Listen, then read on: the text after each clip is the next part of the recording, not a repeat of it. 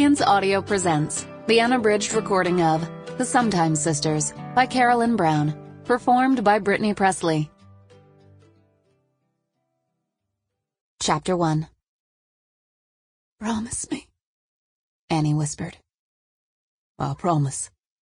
Zedekiah nodded with tears in his eyes. "You'll bring them all home where they belong."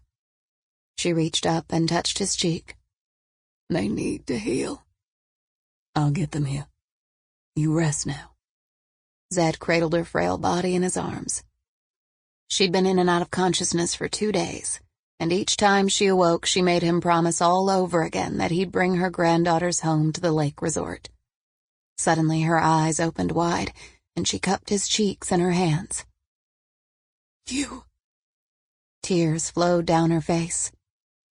"I know, Annie." His salty tears mingled with hers when their cheeks touched. "I've loved you since we were kids."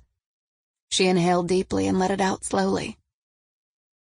"Oh, Annie," he started to say, but then he realized that she'd taken her last breath.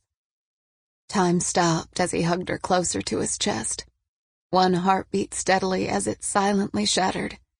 The other heart that had kept perfect time with his for decades had entered into eternity without him.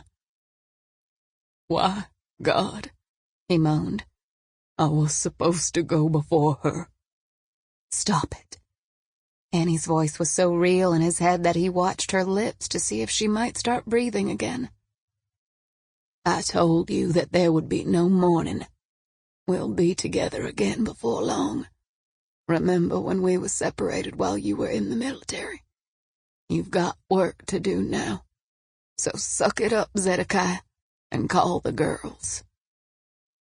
They'd talked about this moment for 3 months and gotten all the pieces in order.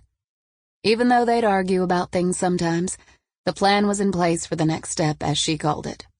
And now it was up to him to make sure that her wishes were carried out. But dear sweet Jesus, he'd never thought about the pain when he'd have to let her go for good. He laid her gently on the pillow, laced his darker fingers with her paler ones, and bent to kiss each knuckle. "Oh, Annie, life without you isn't life at all."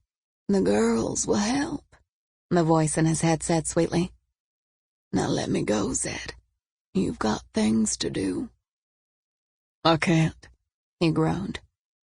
He sat with her for half an hour before he made the call. Sample complete. Ready to continue?